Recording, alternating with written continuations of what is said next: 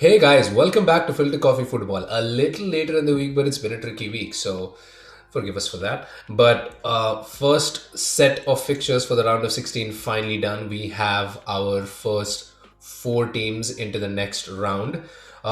Some quite interesting matches in there. One absolutely humongous result, as obviously everybody knows, which we're going to talk about the most today. But before you do that, please like, share, subscribe as always. Apparently, liking helps with the YouTube. This is what all other YouTubers say. So please like so that our content goes out to more people. And yeah, thank you. Jumping right in. Manchester City, Sporting CP nil, Manchester City nil. Uh, City, oh, it's sorry, actually the City other nil, way around. Sporting nil. Yes, I mean, doesn't matter. Like this was just like a walk in the park. This is like a test drive for City to try out new things, right? This was Sporting never really had a chance. Maybe they were hoping for like at least something more, but a draw at the Etihad is probably not a bad result. Makes makes you think what City did, where they were inconsistent to not score one goal because you can't be toothless. Okay, it's a two-leg fixture and you've already sealed the result the previous fixture, but it's a home game. You have to turn up for your fans. I hope City can take some lessons from this. Yeah, especially fans who don't particularly care for Europe anyway. So you might as well give them at least a taste and show them why European football is good. But well, no affection there. Moving on to a result that I got absolutely wrong. Bayern Munich 7, Salzburg 1. There is just something about that 8-2 scoreline that Bayern Munich like.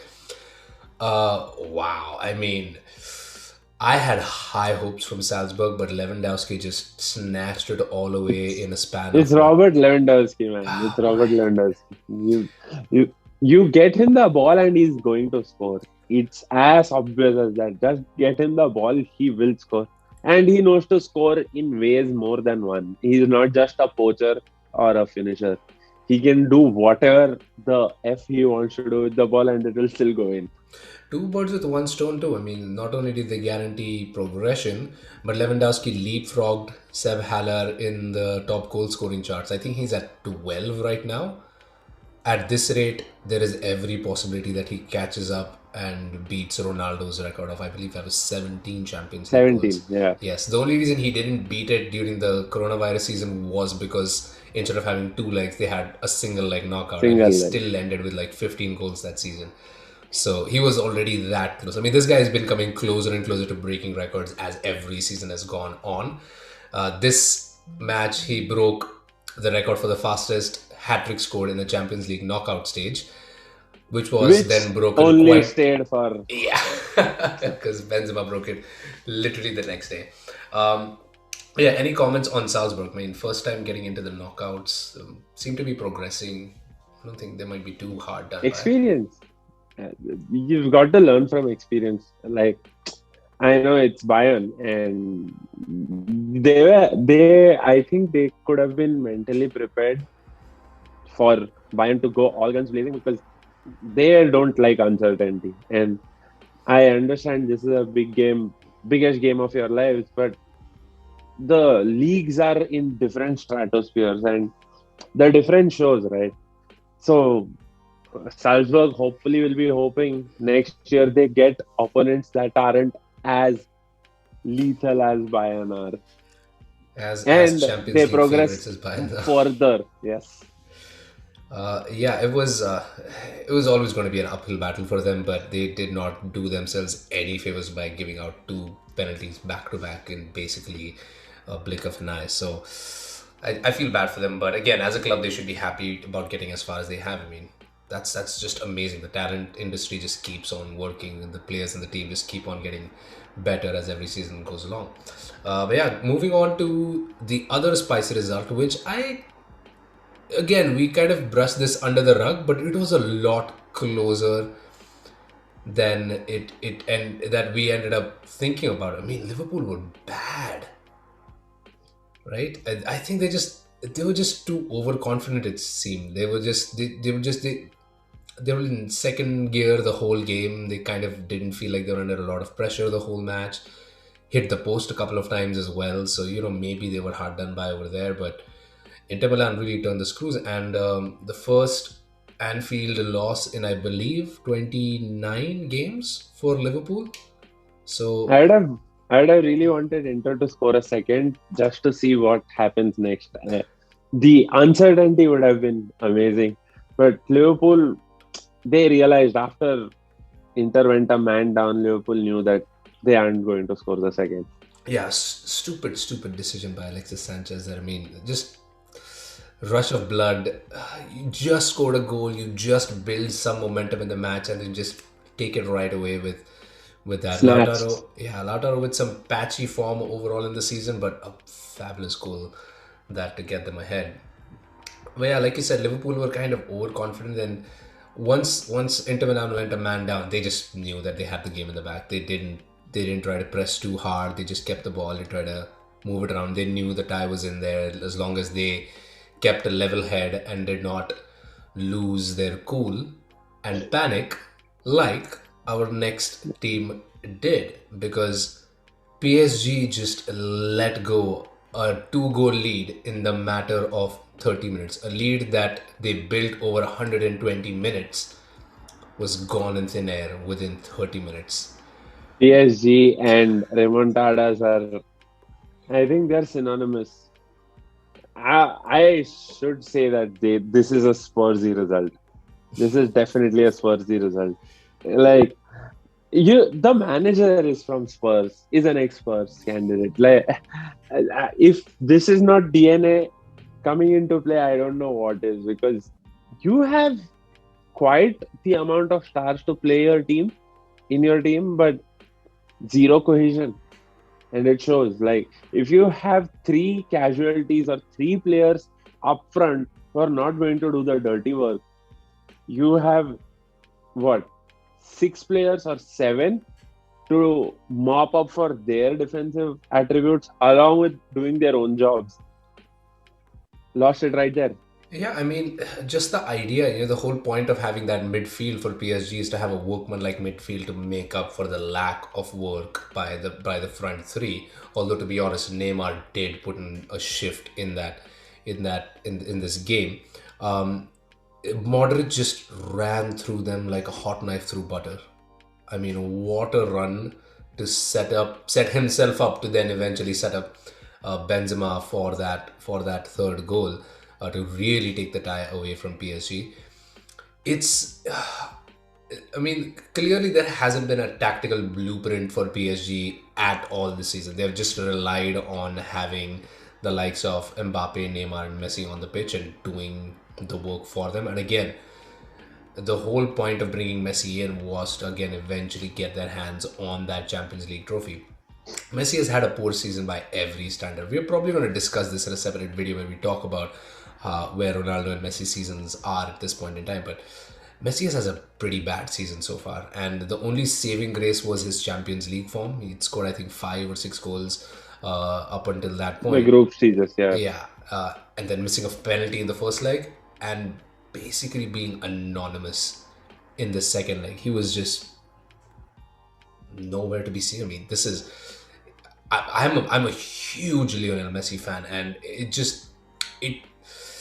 it was so hard to see him so bad on the pitch. I was like, he needed to come off. Like, if any player needed to be substituted, it was really Lionel Messi.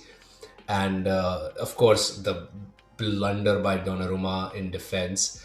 You are 2 goals up. Why are you playing games with the ball at your feet with a team that's aggressive and trying to win back in a match? And of course, Karim Benzema, man.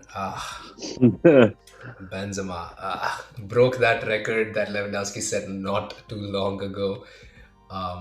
Led from the front. I mean, who needs Ronaldo, right? Yeah, I mean, he's notched up 79 goals, zero penalties. That should speak volumes about his talent. Every single time somebody raises a question about Benzema, he eventually just comes up and scores like bangers or hat tricks and just snatches all the conversation away. Has there ever been one forward who's never been as respected? I think it's Benzema. Yeah, and he's basically proven anybody who thought, like when Ronaldo initially left, everybody's like, okay, they need to replace someone because Benzema clearly can't cut it. And then he's basically carried this Madrid team through some really sticky patches. And even now, I still don't see them winning the Champions League. This match, this victory was more PSG just not doing the basics right, as opposed to Madrid being really good. So I don't see Madrid doing the same thing against a Bayern or Liverpool or Man City. Like those teams are not going to break down the way PSG did. But it's just promising. It's assuming Mbappe goes there. It's gonna be it's gonna be interesting to see how they fit those players in See, that team. it's Madrid's DNA, right? Like Madrid are known to come back in the Champions League time and time and time again, and PSG are known to give away stuff time and time and time again. The perfect match. The it almost feels like the first game or the first leg was an anomaly because this game clearly showed where Madrid are and where PSG are. Like both teams have stars. It's not about who has more star power, but which team seemed more cohesive. Ultimately, the results swung to the team that was more cohesive. It was not about having the best in the world on the pitch, but the best together on the pitch. Yeah, I mean, at the end of the match, it was just, it was very telling the way Mbappe just stood at the end, just be like, what else can I do now? He scored two goals in both legs. Defend? I mean, he did his part, right? He scored two absolutely incredible goals. Not that he was given tap-ins or anything. They were his goals by all means, even though Neymar would pick up the assist Right. for them. Those were really good goals. At that point, you have done your job in giving your team a two-goal lead. You should. It's okay for a striker who has done his job up front to rely on the defense to pick up the slack and just do some common sense defending. Like don't try to play the ball in your 6 yard box when the opposition striker is Never. barging down on you. And B, don't lose possession of your ball within 15 seconds of the kickoff after a goal that you've conceded. I mean, these are basic errors. And you have great players in this team. You have players like Verratti, Marquinhos in that defense, Donnarumma, who's, he's been in and out of the squad, but he's a great goalkeeper by all means. And they're making these errors, which is just, it's baffling. If you've noticed, the biggest criticism I'll reserve for is Kimpembe again because there is zero responsibility that he shouldered, and I think this criticism has been consistent for Kimpembe across the years. He's never shown maturity. I don't think as a central defender he cuts it now. He might have all the talent in the world, but I think he's just a French Harry Maguire. Like he's not doing the basics right. He's got a yellow card. Like if your central defender is picking up yellow cards for fun, he can't put in those tackles. He can't go full blood on at a certain time where he might have to go full blood. You want your central defenders to not have yellow cards, but look at Kimpembe, rash, irresponsible, never maturing. Yeah, I don't think he's going to ever hit the ceiling that people think he's going to hit.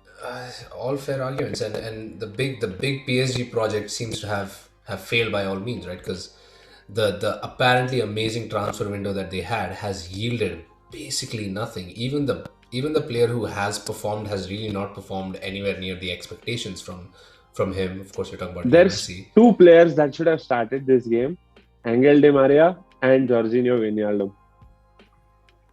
And I have no clue why they didn't start the game, except for the fact that these guys wanted to play the Messi, Neymar, Yeah, Mbappe I feel trio. the Wijnaldum thing is just a failed move. He's just not hit the ground running. I don't know what it is, whether he's just not sitting He's in not well with the. playing him. He's not. Yeah, but I He's don't not know giving whether him game it's time. because of just how he doesn't fit in with the manager, right? Because I mean, this again puts red flags all over Pochettino.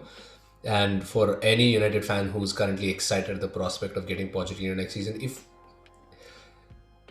I'd really think long and hard about getting him at your club at this point in time. I'd really be happy if he goes to United because Because there's another egomaniac who's waiting with bated breath for Pochettino. Like, he's going to trample Poch. If Ronaldo is there next season, he's going to trample Pochettino, and it's going to be fun to watch. But yeah, some one actually no shocking result per se. You believed in Madrid, and Madrid came through. We kind of had a feeling that Bayern were going to do their thing, and Liverpool was a surprise result. But again, Liverpool managed to kind of skip through anyway, and of course, City were going to go through. So a fairly low key second round of fixtures. Next time around, we probably the only real icing on that cake is again going to be that Atleti versus Manchester United game. So really excited to talk about that The big game. and see if the other big gun in the competition crashes out early as well. But yeah, that was us talking about the Champions League knockout second legs. Let us know what you think down in the comments below. As always, like, share, subscribe. Every like helps. The more you like, the more the video is seen by other people. So please go ahead and do that. And yeah, we will see you guys next time. Bye.